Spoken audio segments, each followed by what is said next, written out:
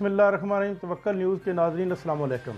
آج میں آپ کے ساتھ جو خبریں شیئر کرنے جا رہا ہوں ان میں سے 3-4 خبریں بہت ہیں۔ میں سب سے پہلے کہ کرونا کی چوتھی لہر نے پاکستان میں بہت زیادہ نقصان کیا اور بہت زیادہ نقصان کرنے جا رہی ہے۔ اگر عوام نے اس کے اوپر احتیاط نہ کی اور SOPs کا دامن کو چھوڑ دیا تو یہ مستقبل میں یا مستقبل قریب میں یہ بہت زیادہ نقصان دہ ثابت ہو سکتی ہے۔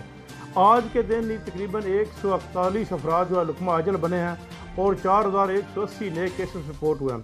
کرونا کی یہ چوتھی لہر جو ہے سب سے زیادہ مہلک سندھ میں ثابت ہو رہی ہے اور اس کے پاس دوسرے نمبر پر پنجاب ہے اور بلوچستان ہے اور KPK بھی ثابت ہو رہی ہے، کیونکہ اس کی سب سے بڑی وجہ یہ ہے کہ لوگ SOPs پر عمل نہیں کرتے اور ویکسین لگوانے سے کتراتے ہیں۔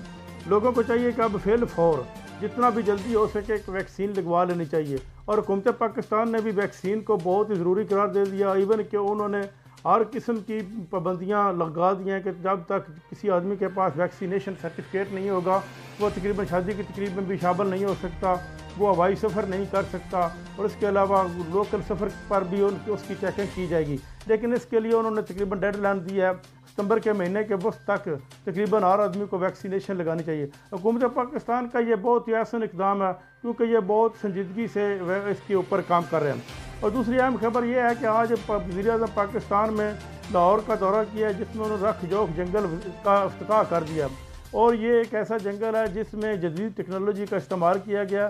اس میں اگر کوئی آدمی درخت کاٹے گا تو اس سے آٹومیٹک پتہ چل جائے گا کہ وہ کہاں سے درخت کاٹا گیا ہے۔ یہ پاکستان میں تقریباً پہلا سمارٹ جنگل ہے، اور کیونکہ وزیر اعظم پاکستان کا یہ مشن ہے کہ اگر سرسبز پاکستان کو سرسبز بنایا جائے، کیونکہ اب مستقبل قریب میں پاکستان میں پانی کی قلت کا بہت بڑا مسئلہ سامنے آ رہا ہے۔ پانی کی قلت کو اگر پورا کرنا تو اس کے لیے درخت بہت ضروری ہیں، کیونکہ جس ملک میں درخت ہوتے ہیں وہاں کی ہوا میں آٹومیٹک نمی ہوتی ہے اور بارشیں تقریباً اپنے موسم پہ ہوتی ہیں۔ یہ انہوں نے آج تقریباً اس کا افتتاح کر دیا ہے۔ اور تو تیسری اہم خبر یہ ہے کہ سعودی عرب نے تقریباً 20 ممالک کے اوپر سے سفری پابندیاں ختم کر دی ہیں، جن میں پاکستان بھی شامل ہے، کیونکہ انہوں نے اس سے پہلے یہ عمرہ زائرین پر بھی پابندیاں لگائی ہوئی تھیں اور وزٹ کرنے والوں کے پر بھی پابندیاں تھیں اور بزنس کرنے والے لوگوں کے اوپر بھی پابندیاں تھیں، لیکن آج انہوں نے ختم کر دی ہیں۔ تو یہ ختم انہوں نے 1-2-3 شرائط کے اوپر کی ہیں۔ سب سے پہلے کہ SOPs پر عمل کیا جائے گا، اور دوسرا وہ لوگ سعودی عرب میں انٹر ہو سکیں گے جن کے پاس کرونا سرٹیفکیٹ ہوگا، اور کرونا کی سرٹیفکیٹ کا ہونا ضروری ہے۔ اور اس کے علاوہ سعودی عرب نے 2 ویکسینیشن فائزر اور زائنیکا کی بھی اجازت دے دی ہے لگانے کی، کیونکہ اس سے مزید جو لوگ ہیں وہ آسانی کے ساتھ جن کے پاس یہ کرونا ویکسین ہوگا، ویکسینیشن سرٹیفکیٹ ہوگا، ان کو سعودیہ جانے کی کسی قسم کی کوئی پابندی نہیں ہوگی۔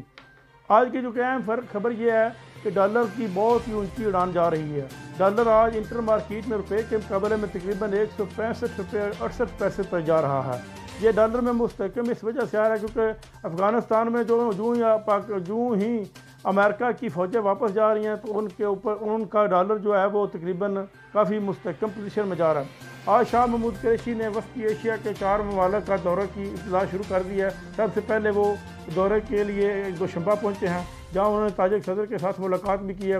یہ ان کا دورہ انتہائی اہمیت کا عمل ہے۔ اس دورے میں وہ تقریباً افغانستان کی صورتحال کے بارے میں بات چیت کریں گے اور نئی حکومت کے بارے میں وہ تاجکستان، ازبکستان، قازقستان اور ترکمانستان یہ 4 ملکوں کا دورہ کر رہے ہیں، کیونکہ اس سے خطے کی نئی صورتحال ان وسطی ایشیا کے ممالک کے ساتھ وہ شیئر کریں گے، کیونکہ یہ وسطی ایشیا کے ممالک بھی جو ہیں وہ CPEC کی ترقی میں اہم کردار ادا کر سکتے ہیں، اور ان کو راستہ جو جاتا ہے وہ افغانستان میں سے جاتا ہے۔ اگر افغانستان میں حکومت مستحکم ہوتی ہے تو یہ وسطی ایشیا کے ممالک کے لیے بھی انتہائی اچھا ہوگا اور پاکستان کے لیے بھی انتہائی اچھا ہوگا۔ اور باقی آج پاکستان اور قازقستان کی فوجوں نے مشترکہ مشقیں شروع کر دی ہیں۔ مشترکہ مشقوں سے ایک دوسرے کی اسکل سے فائدہ اٹھانا ہے۔ ناظرین، آج کی نیوز میں صرف اتنا ہی۔ دیکھتے رہیے توکل نیوز۔ اللہ حافظ۔